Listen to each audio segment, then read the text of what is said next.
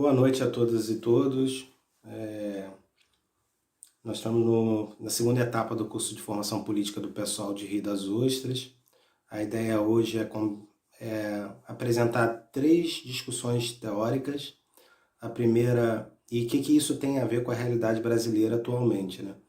A primeira vai ser a discussão sobre esse livro aqui, ó, A Revolução Permanente do Leon Trotsky. Esse livro dialoga com a realidade brasileira através desse livro aqui. A Revolução Permanente dialoga com a crítica da razão dualista do Francisco de Oliveira.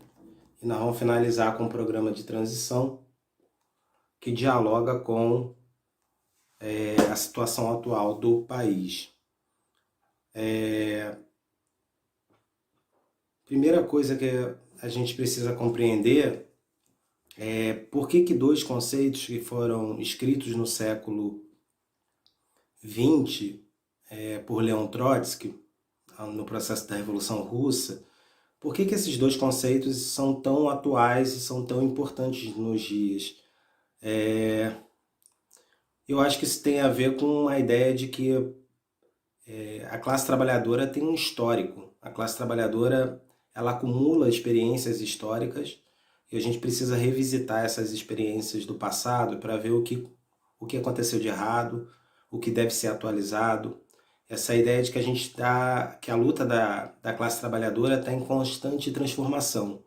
É um processo histórico, desde o livro do Capital do Marx, do Manifesto Comunista, e a gente está tentando acertar e, por isso, não jogar fora teorias do século XX, mas, na verdade, revisitá-las e ver se elas servem ou não para a realidade atual. É claro que nesse curso a gente acredita que a teoria da Revolução Permanente ainda serve bastante para entender a realidade brasileira hoje, e o programa de transição também ainda serve, e a ideia é dialogar com crítica à razão dualista, né?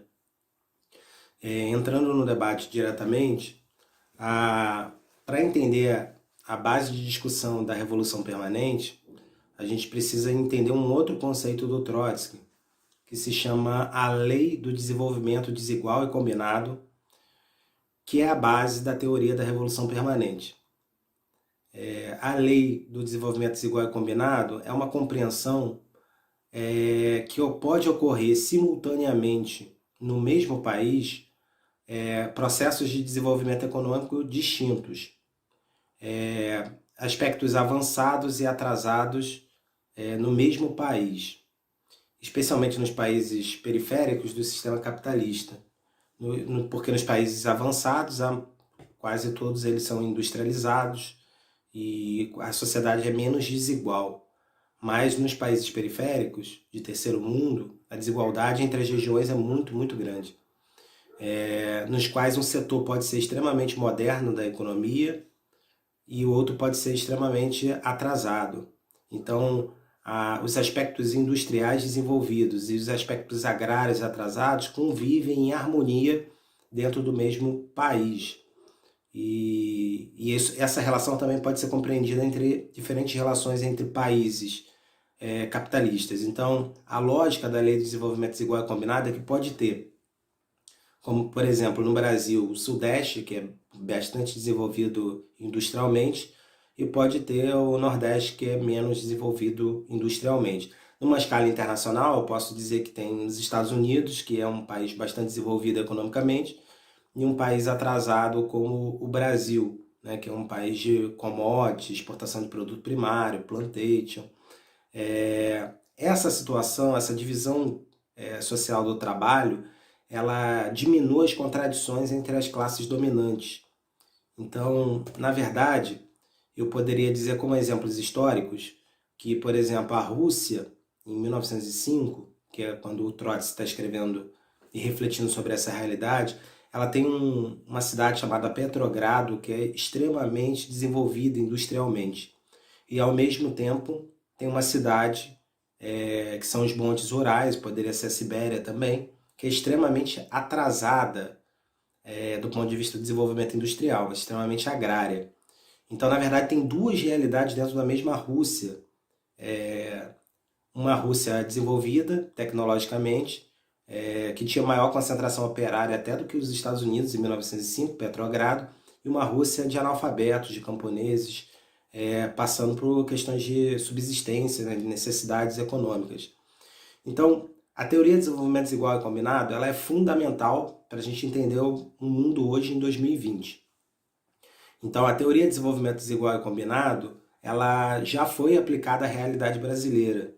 Ela vai ser aplicada por um professor da USP chamado Francisco de Oliveira, um professor marxista, que escreve um livro na década de 70 chamado Crítica à Razão Dualista. O que seria a razão dualista para o Francisco de Oliveira? Esse dualismo seria pensar que existem países industrializados, como os Estados Unidos, e países atrasados, como o Brasil. Na divisão social internacional do trabalho, o Brasil teria que fazer uma revolução industrial para se tornar avançado, e os Estados Unidos, assim, perderiam o seu poder de imperialismo sobre o Brasil.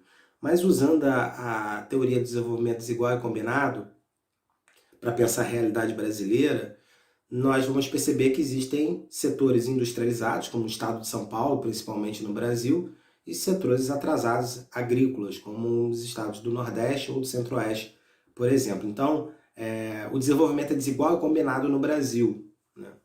Numa escala nacional. Existem as duas realidades, industrialização e não industrialização no mesmo país, como o Trotsky colocou na sua teoria. E, ao mesmo tempo, essa ideia de que a elite brasileira vai se industrializar para competir com a elite dos Estados Unidos, pensando numa escala mais global entre nações, isso também no Brasil não se aplica porque, na verdade, a burguesia brasileira ela é parceira do imperialismo americano. Então, para a burguesia brasileira, não há problema entre essa dualidade entre industrialização versus plantation. A industrialização, ela ocorreu no campo, né? A plantation brasileira, os latifúndios são industrializados na forma de produção, e a burguesia brasileira não tem como meta uma industrialização pesada, né? Uma industrialização através de alta tecnologia. Não é o objetivo da burguesia brasileira ficar parecido com o desenvolvimento industrial e econômico dos Estados Unidos. A burguesia brasileira prefere ser o maior exportador de grãos do mundo, mesmo sabendo que para o país exportar commodities, produto primário para exportação, agrega menos capital ao Estado Nacional do que exportar software de computador, tecnologia, robótica. Mas a burguesia brasileira pensa de uma forma diferente. A burguesia brasileira prefere vender produto primário, eles lucram muito, o latifúndio brasileiro é extremamente lucrativo, né, para os donos dos meios de produção, donos das fazendas. Eles lucram muito vendendo esses produtos agrícolas e não se importam de ter uma relação subordinada com os Estados Unidos. Na verdade, há quase que uma combinação deles serem os maiores exportadores de grãos do mundo, e eles estão felizes com isso, e mesmo que para o Estado Nacional Brasileiro isso seja ruim, seria melhor ser um país industrializado, mas para eles ser um país agrário não é um problema, portanto que eles vendam todo o seu produto agrário e lucrem profundamente com essas exportações. Então, a relação internacional entre Brasil e Estados Unidos, a relação subordinada do Brasil, não é um problema para a burguesia brasileira. Então, há uma divisão internacional do trabalho, divisão social do trabalho, onde o primeiro mundo produz produtos industrializados de alta tecnologia e o terceiro mundo produz produtos agrícolas. E no caso da burguesia brasileira, esse terceiro mundo não quer necessariamente fazer uma revolução industrial e se comparar à tecnologia dos Estados Unidos. Na verdade, eles vão fazer novos investimentos exatamente na agricultura brasileira, que é bastante industrializada. O campo é bastante... Agro é pop, né? Agro não é nada pop, agro contamina os solos, mas tem alta tecnologia na produção de grãos no Brasil hoje. Então a burguesia brasileira ela está satisfeita com essa divisão social do trabalho e ela vive em Miami, então não tem problema de o país não ser desenvolvido, porque eles nem moram aqui, vocês sabem que Miami é o local que tem a maior concentração de milionários brasileiros, e essa burguesia não fará a revolução democrática burguesa, né? Aquela etapa de sair do absolutismo monárquico, feudalismo, da etapa agrária, para ter a revolução burguesa, na Revolução Francesa, a República Democrática Burguesa, essa etapa de transformação da sociedade agrária numa sociedade industrializada, ela não está em mente para a burguesia brasileira, porque a burguesia brasileira está satisfeita com a divisão internacional do trabalho, está satisfeita com o papel de maior exportador de grãos do mundo. Então, se o povo brasileiro depender da burguesia brasileira para fazer uma revolução nacional, para romper com o imperialismo dos Estados Unidos, para se desenvolver industrialmente, isso nunca vai ocorrer. Então, cabe à classe trabalhadora lutar para fazer o rompimento com o imperialismo internacional e para fazer a Revolução Industrial brasileira. E isso é o fechamento da ideia do Francisco de Oliveira de que não devemos pensar Estados Unidos desenvolvido versus Brasil agrário atrasado. Isso não está na mente da elite brasileira. Na verdade, por isso que ele está fazendo uma crítica a essa razão dualista de desenvolvimento versus não desenvolvimento. Na verdade, é desigual e combinado. Na verdade, é combinado entre os Estados Unidos e o Brasil eles terem mais industrialização e o Brasil ter mais agricultura. E quando o Brasil tentar mudar isso, vai haver intervenção americana na política brasileira, como aconteceu em 1964, com o golpe civil-militar, quando o João Goulart tentou industrializar o país, houve um golpe militar aqui. Então é combinado, a elite brasileira dialoga com a elite americana, não quer substituir, nem competir com a elite americana, não tem essa razão dualista e trabalha com essa ideia desigual e combinada. O Francisco de Oliveira não é trotskista, mas ele escreveu esse livro, A Crítica à Razão Dualista, com conceitos trotskistas, né? Que é essa ideia desigual e combinada do desenvolvimento econômico entre países e entre regiões do mesmo país. Saindo do desigual e combinado e entrando no debate sobre a Revolução Permanente, o livro do Trotsky sobre a Revolução de 1905 na Rússia é um livro essencial para que ele consiga desenvolver a teoria da Revolução Permanente. Então, só recordando rapidamente, em 1905, a Rússia vai acontecer o Domingo Sangrento, o czar Nicolau II vai matar milhares de trabalhadores lutando por melhores condições de vida, vai ser um massacre da classe trabalhadora, e fruto desse massacre, o balanço do que deu errado para que a classe trabalhadora tenha sido derrotada vai ser fundamental para, em 1917, 12 anos depois, conseguir a Revolução Socialista. Então, o balanço sobre o que deu errado na Revolução de 1905 na Rússia vai dar a base para o desenvolvimento do pensamento, do conceito de Revolução Permanente. O balanço dos mencheviques e dos bolcheviques eram bastante diferentes. Os mencheviques, minoria, concluíam que a classe operária deveria se subordinar à burguesia nacional. O que significa isso? Que a classe operária deveria fazer uma aliança com a burguesia nacional para poder fazer a Revolução Democrática e Burguesa, a inspiração da Revolução Francesa, que seria a reforma agrária, fim dos privilégios feudais.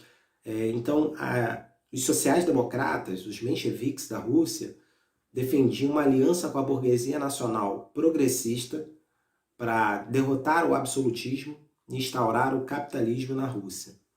Essa é a proposta que vai dar origem ao etapismo stalinista, que primeiro a gente faz uma revolução democrático-burguesa, aliando-se aos capitalistas contra a nobreza, e depois a gente pensa numa revolução socialista.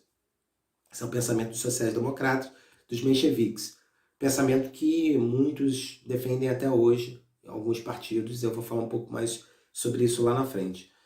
Os bolcheviques, a maioria, argumentavam que a classe trabalhadora deveria tomar a direção do processo revolucionário, independentemente da burguesia.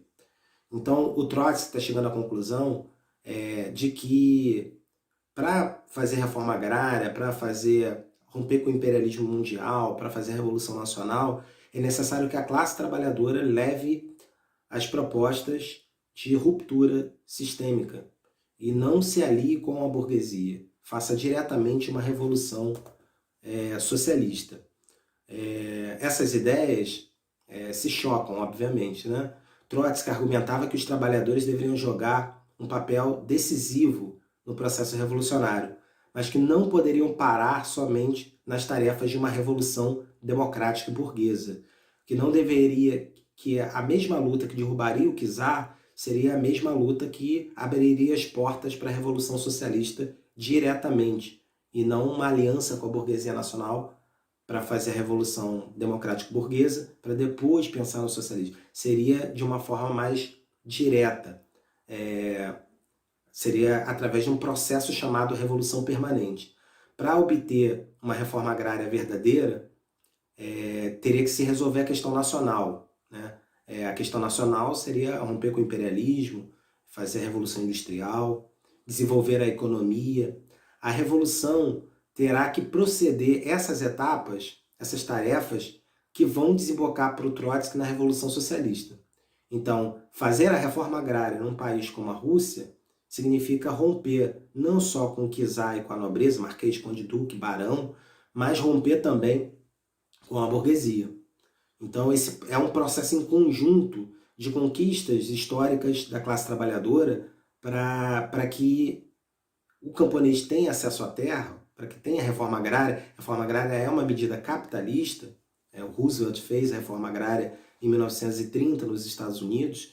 Então, para essa medida capitalista num país desenvolvido como os Estados Unidos, ela não é possível de ser implementada num país agrário de terceiro mundo como o Brasil, porque a própria estrutura econômica do Brasil, ela coloca o latifúndio num espaço central da própria estrutura econômica do país. E mudar essa estrutura econômica só vai ser feita pela classe trabalhadora, através de um processo que seria a Revolução Socialista, e expandi-la internacionalmente, né? Para o Trotsky, a Revolução Socialista não pode ocorrer em um só país, ela deve ser mundial.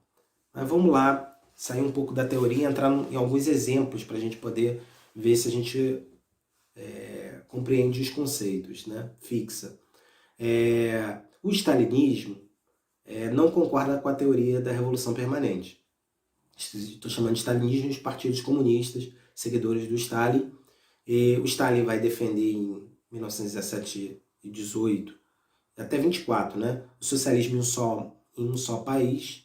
E o Stalin vai defender o etapismo, né? Ele vai defender primeiro uma aliança com a burguesia nacional, para fazer as etapas democrático-burguesas, e só então almejar o socialismo depois. Primeiro uma etapa de aliança com a burguesia, segundo uma etapa de revolução socialista. O etapismo é a resposta do stalinismo à teoria do Trotsky de revolução permanente, né? Que seria não se aliar à burguesia e fazer a revolução socialista diretamente. A teoria de duas etapas, então, é a teoria democrático-burguesa e depois socialista. A teoria da revolução permanente é uma revolução direta. A classe trabalhadora fazendo uma revolução direta, no caso da Rússia, de um país absolutista agrário para um país socialista. Vamos pensar historicamente no que deu o etapismo do stalinismo no mundo. Um exemplo clássico foi a tentativa de revolução socialista chinesa entre 1925 e 1927. Os stalinistas implementam, em 1925 o Stalin já é o presidente da União Soviética, o Trotsky tinha sido derrotado, ele implementa essa política de etapismo na China. Então a Terceira Internacional, a Organização Internacional Stalinista, né, ela vai determinar que o Partido Comunista Chinês se dissolva e que atue junto com o Kuomintang, que era o Partido Nacionalista Chinês. A China, em 1925, era ocupada por potências estrangeiras. A China tinha que fazer uma revolução nacional, tornar-se independente, e a China poderia fazer essa revolução nacional fazendo uma revolução capitalista, democrático-burguesa, ou através de uma revolução socialista. Como Stalin era o presidente, se aplicou lá a teoria do etapismo, ou seja, a China, os comunistas chineses se aliaram com a burguesia chinesa para tentar fazer uma revolução democrático-burguesa. E o que aconteceu foi que os capitalistas traíram os comunistas chineses, prenderam, mataram. O Partido Comunista vai perder muita força na China por causa por causa desse processo do etapismo. E só em 1949, com outros militantes comunistas, eles vão conseguir tomar o poder com a liderança do Mao Tse-tung, que não vai se aliar com o Kuomintang, que vai romper com Chiang Kai-shek, que era o líder do Kuomintang, vai fazer uma guerra civil contra ele, vai fazer a revolução socialista na China. Então o etapismo, sendo aplicado na prática, ele foi aplicado em vários países e deu errado em todos os países. Mas ele é aplicado na prática, ele não deu certo historicamente. Mas parece que a gente está falando de China, 1925. O que isso tem a ver com a realidade brasileira hoje, né? Essas experiências históricas que a gente está estudando, como elas podem nos ajudar hoje para compreender a realidade brasileira? E aí, os militantes do PSOL conhecem bastante o discurso do Partido Comunista do Brasil, né? Que ainda é etapista até hoje, 2020, né? A Manuela Dávila, por exemplo. O discurso do PCdoB sobre o governo do PT, né? O PT fez uma aliança com o PMDB, com os latifundiários tradicionais do Brasil, no governo Dilma, né? Com Michel Temer como vice. Para o PSOL lançou candidatura própria, né? Para o PSOL isso é uma traição de classe, né? Juntar um partido de trabalhadores, social-democrata, que era o PT, com um partido da ordem, né? Um partido neoliberal. E nós já vimos o que deu nisso, né? O PT teve um governo neoliberal, não teve um governo social-democrata. O PT acabou sofrendo um impeachment e o golpe do Michel Temer, né?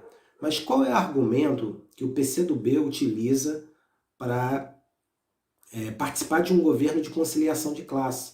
Um governo entre a burguesia nacional, os latifundiários brasileiros, e o PT, que seria a classe trabalhadora organizada. O argumento do PCdoB é a correlação de forças. Para eles, a correlação de forças sempre é desfavorável. Então eles falam, a gente precisa unir o máximo possível, o PT está na cabeça, a presidente é a Dilma, então vamos nos unir à burguesia nacional para que a gente consiga fazer a Revolução Democrática, etapas de desenvolvimento democrático no Brasil, avançar ao máximo possível em direitos civis, e isso seria a etapa da Revolução Democrática Burguesa, os governos do PT. E quem sabe no futuro ter um governo socialista, né? Então, mesmo em 2020, o PCdoB, em sua base teórica, ainda reivindica o etapismo do stalinismo da década de 20. Né? O PCdoB não rompe com as ideias do etapismo e tenta justificar o injustificável, que é como é que pode um partido comunista apoiar um governo neoliberal, como pode o Partido Comunista apoiar uma aliança com o PMDB. Isso tem a ver com essa visão pouco dialética de etapas, né? E é claro que essa tática do PCdoB é completamente distinta do que quem defende a revolução permanente. Os trotskistas defendem, por exemplo, né? Os trotskistas que estão dentro do PSOL, por exemplo, que defendem que a gente não deve se aliar com a burguesia nacional, como o PMDB, por exemplo, e que a gente tem que ter uma aliança somente entre os partidos da classe trabalhadora. Então, para a gente compreender a teoria da Revolução Permanência, essas teses, em resumo, para os países de desenvolvimento burguês retardatário, que não tiveram a Revolução Industrial, em particular para os países coloniais, neocolonialismo da África e o neocolonialismo lá da Ásia, a teoria da Revolução Permanente significa que a solução verdadeira e completa das tarefas democráticas, como reforma agrária, e nacional-libertadoras, como combate ao imperialismo, só é concebível por meio de uma ditadura do proletariado, que assume a direção da nação oprimida e, antes de tudo, das demandas das massas camponesas. Então, na verdade, só vai ter reforma agrária no Brasil ou nos países coloniais ou semicoloniais, se houver uma ruptura com a burguesia, porque a burguesia nacional quer continuar produzindo commodities para exportação e não vai romper com as estruturas do sistema capitalista do terceiro mundo. Então, essa nação oprimida só vai conseguir se libertar do jugo do imperialismo, só vai conseguir se desenvolver industrialmente se romper com a burguesia e se fizer a organização da classe trabalhadora organizando para a Revolução Socialista, né?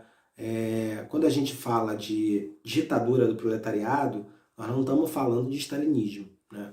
Uma sociedade onde a burocracia estatal, que não era uma classe social, que não tinha taxa de mais-valia, mas essa burocracia acabou com a democracia da União Soviética e implementou uma ditadura. Quando Marx escreve sobre ditadura do proletariado, ele não está falando sobre isso, ele está dizendo que toda a sociedade é uma ditadura. Então, se na Constituição brasileira hoje existe direito à propriedade privada, é porque nós vivemos numa ditadura capitalista. Se na Constituição cubana hoje está escrito proibido propriedade privada, é porque lá existe uma ditadura proletária, né? Então, para o Marx, todo Estado é uma ditadura. Faraó é uma ditadura, absolutismo é ditadura, burguesia, democracia burguesa é ditadura, e socialismo é ditadura de uma classe sobre a outra. Ele não está falando sobre eleição, escolher o presidente, né? Ele está falando sobre o conceito de Estado, a teoria do Estado, que o Lenin vai reforçar também o mesmo conceito do Marx. A gente está falando de teoria do Estado, nós não estamos falando sobre democracia. O Trotsky vai defender a democracia socialista. O Stalin acaba defendendo a burocracia operária e uma ditadura stalinista, socialista, sem propriedade privada, mas sem democracia popular, sem os soviets. Mas voltando para o conceito da teoria da Revolução Permanente, tanto a questão agrária como a questão nacional confere ao campesinato uma enorme maioria da população dos países atrasados. Então confere a esse campesinato um poder muito importante para a transformação radical da sociedade e um papel primordial para a Revolução Democrática. Sem a aliança entre o proletariado urbano e o campesinato, as tarefas da Revolução Democrática não podem ser resolvidas, nem mesmo colocadas a sério. Não é possível pensar numa revolução socialista no Brasil ou em qualquer país de terceiro mundo sem uma aliança com os camponeses, né? Essa aliança de trabalhadores urbanos com camponeses, ela é essencial para a vitória da classe trabalhadora. Essa aliança das duas frações de classe, urbana e agrária, né? Ela só se realizará numa luta implacável contra a influência da burguesia nacional liberal sobre os camponeses. Então os camponeses estão no meio, sendo disputados por ideias de democracia capitalista versus ideias de democracia socialista, né?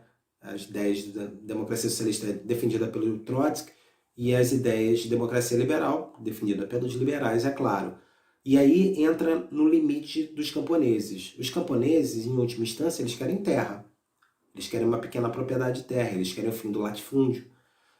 Para ter reforma agrária, eu posso fazer reforma agrária num país capitalista, como foi o exemplo dos Estados Unidos que eu dei. Os Estados Unidos fizeram reforma agrária, França fez reforma agrária, China fez reforma agrária, todos os países do primeiro mundo desenvolvidos fizeram reforma agrária. Dá para fazer reforma agrária dentro do capitalismo. Não dá para fazer reforma agrária dentro do capitalismo dos países periféricos, de terceiro mundo. Porque no caso do terceiro mundo, a burguesia são latifundiários, né? São os proprietários de terra. Então, qual é o limite do pensamento dos camponeses? Quando eles tiverem acesso a pequena propriedade, eles vão ficar satisfeitos. Então, não necessariamente, eles vão precisar ir às últimas instâncias, que seria romper com a propriedade privada, para chegar a algum Estado socialista. Então, o proletariado, para vencer, segundo Marx, ele precisa romper com a propriedade privada. Até porque se tiver pequena propriedade, as pequenas propriedades podem produzir mais do que umas do que as outras, porque tem uma terra mais desenvolvida, e aí essa propriedade vai passar de pai para filho, através da herança, direito à propriedade, e com o tempo vai surgir latifúndios. Então, no sistema capitalista, a gente sabe que a pequena propriedade tem uma tendência natural de ser engolida pelo grande latifúndio, pela grande propriedade. Então, para os marxistas, não basta fazer a reforma agrária. Tem que fazer a reforma agrária e progressivamente acabar com a propriedade privada, né? Um Estado socialista sem propriedade privada. Não dá para deixar os camponeses lá com a pequena propriedade. Pode deixar provisoriamente como um processo de transição. Então, em última instância, camponeses e proletários defendem coisas diferentes. Então, o proletariado tem que convencer os camponeses da necessidade da revolução socialista. No Brasil é fácil convencer o MST disso, porque o MST só vai ter acesso à terra quando derrotar os latifundiários brasileiros. Mas pode ser que os camponeses sejam convencidos pela burguesia liberal, que em casos não de países de terceiro mundo, mas no caso dos Estados Unidos, por exemplo, fizeram a reforma agrária e não teve uma aliança entre os trabalhadores e os camponeses para uma revolução socialista que nunca aconteceu nos Estados Unidos, né? A ditadura do proletariado, quem sobe ao poder com força dirigente da revolução democrática será colocada inevitavelmente e muito rapidamente diante de tarefas que levarão a fazer incursões profundas no direito burguês da propriedade. Ou seja, a ideia de revolução permanente é um processo de transição. Se nós defendemos no Brasil, hoje, 2020, uma reforma agrária de verdade que acabe com o latifúndio improdutivo, inevitavelmente nós vamos nos chocar com os grandes latifundiários. E nesse choque com os latifundiários, que não vão querer acabar com os latifúndios, nós vamos até o final, dizendo, nós vamos ter que romper com a burguesia para que a gente consiga alcançar a reforma agrária de verdade. E esse processo de ruptura é um processo de transição e de revolução permanente para a chegada ao socialismo. Não dá para descolar essas duas propostas. No curso do seu desenvolvimento, a revolução democrática burguesa se transforma diretamente numa revolução socialista, tornando-se, pois, uma revolução permanente. Então, o que a gente está tentando pensar é pensar de uma forma mais dialética. Não é etapismo, primeiro revolução democrática, depois revolução socialista. Na verdade, as bandeiras da revolução democrática, se forem levadas até a última instância, elas vão desembocar inevitavelmente no socialismo, porque a burguesia nacional, os latifundiários, não vão aceitar fazer reforma agrária dentro da lei capitalista. Existem modelos como Salvador Allende no Chile, que tentou fazer isso por dentro do Estado e acabou sendo morto dentro do palácio, que foi o caso em 1973 do golpe militar do Pinochet, com o apoio dos Estados Unidos, que interrompeu o processo de estatização do cobre e da estatização das grandes. Então, para resolver o problema do agrário na Rússia, teria que acontecer uma aliança entre camponeses e o proletariado para a tomada do poder e para entregar esse poder aos soviets, né, que seriam os conselhos de trabalhadores, a democracia operária, a democracia socialista. Então, o etapismo novamente é provado que não deu certo, né? A ideia de que os mencheviques seriam solidários aos bolcheviques quando estiveram no poder não se concretizou e levou à ideia de tomada do poder pelos trabalhadores, né? De revolução permanente, de aliança entre camponeses e trabalhadores para implementar o socialismo na Rússia. Um outro exemplo histórico foi a Revolução sem apoio da burguesia, feita na China em 1949, contra o Chiang Kai-shek. Chiang Kai-shek era do Partido Kuomintang, Partido Nacional Democrático Burguês da China. A China tinha sido invadida por potências estrangeiras, queria fazer uma revolução, uma independência da China, implementando o capitalismo na China. E aquilo que deu errado em 24 e 25 na China, uma aliança entre a burguesia e o Partido Comunista, vai ser superado pelo Mao Tse-tung, que vai fazer a revolução diretamente socialista, revolução permanente, sem se aliar com Chiang Kai-shek. Pelo contrário, fazendo uma guerra civil contra o Chiang Kai-shek e consolidando a vitória socialista lá na China. Então, houve uma reorientação porque o etapismo deu errado na década de 20. A reorientação não foi do stalinismo, a reorientação foi do Mao Tse-tung, né, que queria tomar o poder o mais rápido possível. Em Cuba também não houve, em 59, uma aliança do Fidel Castro e do Che Guevara com a burguesia nacional. A burguesia nacional cubana também era latifundiária, Fulgêncio Batista, e o que aconteceu em Cuba também foi uma tomada do poder através de guerrilha, que é um outro método de tomada do poder, em 1959. Né? A Revolução Chinesa também é uma revolução camponesa, né? Um outro modelo, não foi exatamente o proletariado que tomou o poder na China, foi o campesinato liderado pelo Partido Comunista e Mao Tse-tung.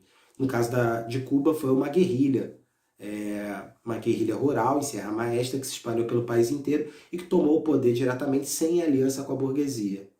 Um quarto exemplo de revolução permanente, de que essas ideias podem ser implementadas, foi o Vietnã, na luta pela independência nacional. O Vietnã lutou pela independência para se tornar livre da França, numa guerra civil, expulsando o país imperialista, né, colonialista, no caso, e depois entrou numa guerra contra os Estados Unidos, que não queriam deixar o Vietnã se tornar socialista, e a vitória do Vietnã do Norte aconteceu derrotando a burguesia vietnamita, que estava aliada com os Estados Unidos.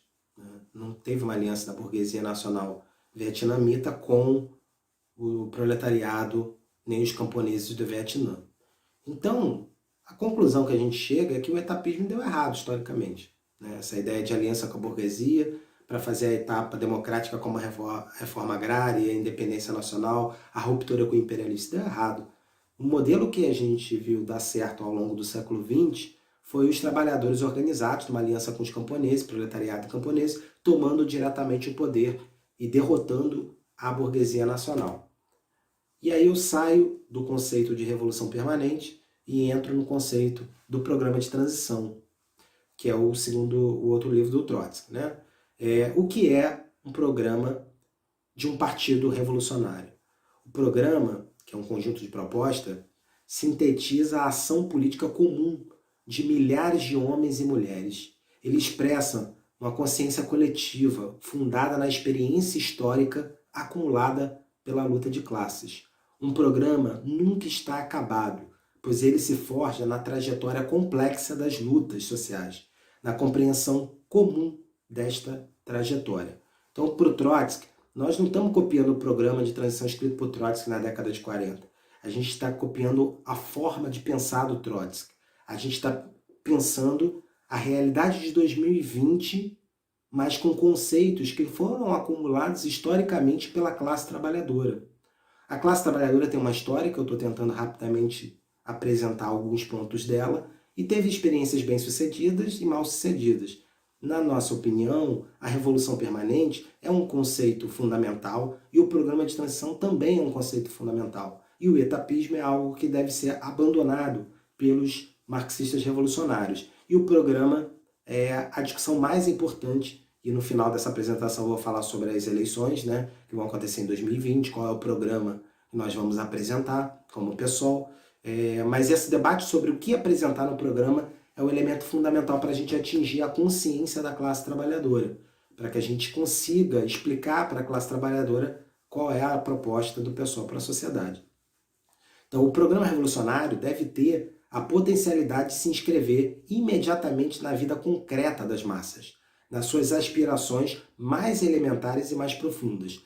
No programa de um partido político, tem que ter as coisas mais elementares, mais simples de serem resolvidas, que a classe trabalhadora deseja, mas também tem que ter propostas estruturais. Né? Então você tem que ter o pão para alimentar a classe trabalhadora, tem que ter também a reforma agrária, que seria uma proposta de mudança estrutural, né? Como a gente viu nas teses de Abril do Leme. O programa de transição é a aplicação programática da estratégia da revolução permanente. Ou seja, através do programa de transição, nós vamos escrever no programa quais são as propostas estruturais que vão colocar em xeque a própria sociedade burguesa, e por isso a gente não se alia à burguesia, e vão colocar em processo de luta a consciência, o aumento da consciência dos trabalhadores para defender as suas reivindicações até o fim. E para defender as suas reivindicações até o fim, necessariamente vai ter que romper com a burguesia nacional, como os exemplos históricos já tinham demonstrado. É necessário ajudar as massas no processo de lutas cotidianas a encontrar a ponte entre suas reivindicações atuais e o programa da Revolução Socialista. Esta ponte deve consistir em um sistema de reivindicações transitórias, que parta das atuais condições e da consciência das largas camadas da classe operária e conduza, invariavelmente, a uma só e mesma conclusão: a conquista do poder pelo proletariado. Então nós não vamos exigir, não vamos apresentar propostas mínimas como educação para todos, que isso um liberal poderia defender também, mas também nós não vamos colocar o programa máximo, que seria o fim das escolas privadas, por exemplo. Nós vamos defender um programa de transição, que seria a alta qualidade das escolas públicas. Mais para frente eu vou desenvolver um pouco mais essa ideia. Então, programas de transição são propostas, reivindicações transitórias e estruturais que atingem a sociedade e o Estado como um todo, né? Entrando em exemplos, os sindicatos, por exemplo, eles defendem um programa mínimo, né? Existe programa mínimo, programa de transição e programa máximo. O programa máximo seria a Revolução Socialista. O programa mínimo seria melhorar o capitalismo. E o programa de transição é pegar algumas propostas mínimas com algumas propostas máximas e fazer essa transição para gerar um desenvolvimento da consciência da classe trabalhadora, para que a classe trabalhadora tome o poder. Os sindicatos, por exemplo, defendem programa mínimo, né? Eles não têm e não podem ter um programa revolucionário acabado. O sindicato não pode defender o fim da propriedade privada, né? O sindicato é legal dentro das leis, né? Ele cumpre as leis. Em virtude dessas tarefas e de sua composição de caráter e do seu caráter de recrutamento, né? Nem todo mundo que participa do sindicato é marxista ou revolucionário. O cara participa do sindicato porque ele defende os seus interesses enquanto classe trabalhadora, direitos sociais. Então, por esse caráter heterogêneo de revolucionários e não revolucionários, o sindicato nunca pode substituir um partido político, porque é o partido político que pode apresentar um programa para o conjunto da sociedade. Os sindicatos são parciais, eles apresentam um sindicato de educação, um programa para a educação, um sindicato de médicos, um programa para a saúde e assim sucessivamente. Eles são, em sua essência, parciais. Então a ideia é que um partido político, aí segundo Gramsci, é a união de partes diferentes, é a união de diversos setores da classe trabalhadora, como cultura, saúde, educação, meio ambiente, diversos setores diferentes que se unem com suas pautas restritas e específicas, se unem dentro de um partido político que unifica essas lutas num programa completo para a sociedade, que pode ser o programa de transição, e é isso que o pessoal Rio das Ostras defende, né? Sindicato defende educação pública de qualidade, por exemplo, né? E a burguesia, a alta burguesia, coloca seus filhos na educação privada de qualidade, né? E existem ideias que se chocam, né? Uma educação pública de qualidade, como acontece, por exemplo, na social-democracia europeia, uma educação de qualidade, ela atrapalha a educação privada. Ela atrapalha os tubarões da educação. Então, defender uma educação pública de qualidade até a última instância é se chocar com as escolas privadas, por exemplo. E é por isso que a gente acredita que defender a educação pública até as últimas instâncias de qualidade é um programa de transição, no caso brasileiro. É uma proposta intermediária, porque dá para ter educação de qualidade dentro do capitalismo, mas a elite brasileira, a burguesia brasileira, ela não quer uma educação de qualidade para a classe trabalhadora. A educação pública não funciona, não é por incompetência dos governos, é um projeto para que o povo não pense e para enriquecer os tubarões de educação. Então, uma prefeitura socialista do PSOL, por exemplo, investiria muito dinheiro na saúde e na educação como prioridade.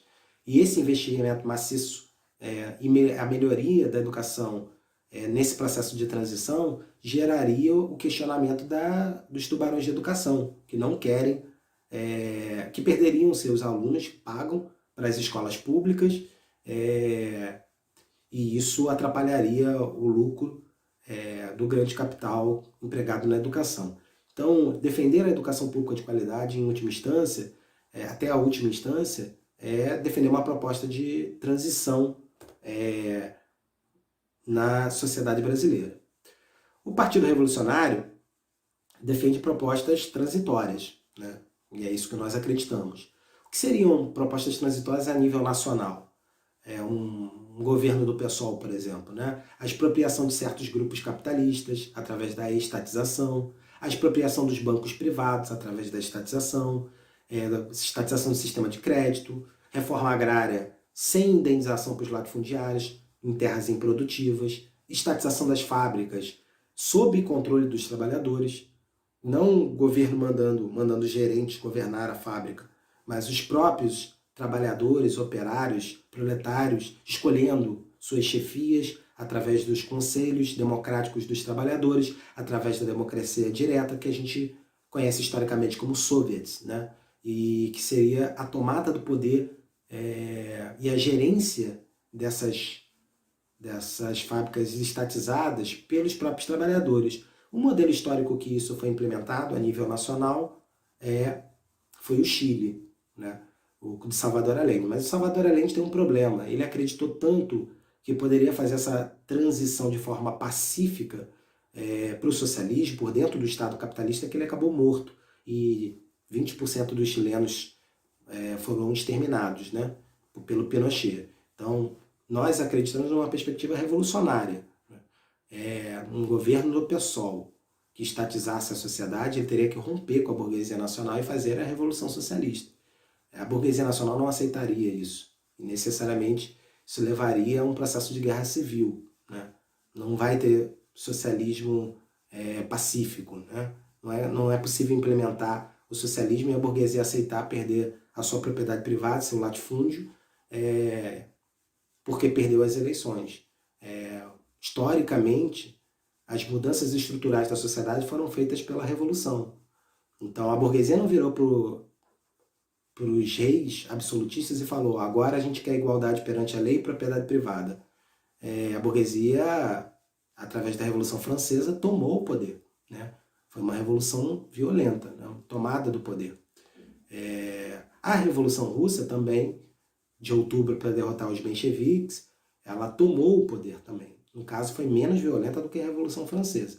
Mas, historicamente, a mudança da sociedade é feita através de revoluções, e não através de eleições. Então, por que a gente disputa eleições? A gente disputa eleições para apresentar o nosso programa, as nossas ideias, para aumentar o nível de consciência da classe trabalhadora, para que a gente consiga colocar a sociedade que está paralisada em um processo de mudanças estruturais em curso. Os países atrasados e o programa de reivindicações transitórias. Tá? Os problemas centrais desses países coloniais e semicoloniais são reforma agrária, no terceiro mundo, já falei muito sobre isso, e a liquidação da herança feudal, a independência nacional através da Revolução Industrial, isto é, a derrubada do jugo imperialista. É impossível rejeitar pura e simplesmente o programa democrático, o programa mínimo, apresentando o programa máximo. Não dá para virar na eleição e falar: a gente quer a revolução socialista, fim da propriedade, a gente vai pegar em armas para fazer a revolução. Isso não dialoga, né? Contra burguês, vote de 16. Né? Isso já foi tentado e isso, como os trabalhadores não conhecem os conceitos marxistas, isso entra por um ouvido e sai para o outro, ele não consegue compreender. Então a gente precisa apresentar o programa mínimo, o programa máximo, não, nem o programa mínimo nem o programa máximo, o programa de transição estrutural para a sociedade brasileira. É necessário que as próprias massas ultrapassem esse programa apresentado na própria luta. Né? Eu vou tentar entrar em exemplos mais concretos daqui a pouquinho. O programa de transição e propostas de transição que, se forem implementadas, se choquem e coloquem em xeque o próprio sistema capitalista. Colocando em xeque o sistema capitalista, a classe trabalhadora, entendendo que o governo quer fazer algo que a burguesia não aceita, como reforma agrária, isso vai fazer com que os trabalhadores rurais concluam, por exemplo, estou falando de trabalhador rural como exemplo, né? Concluam da necessidade de uma revolução socialista. Então, É possível apresentar o programa da Revolução Permanente, é possível apresentar o programa de transição na sociedade atual, é possível compreender o desenvolvimento desigual e combinado, que ainda é muito atual, para compreender profundamente a realidade brasileira e apresentar propostas de solução para a classe trabalhadora no Brasil e no mundo.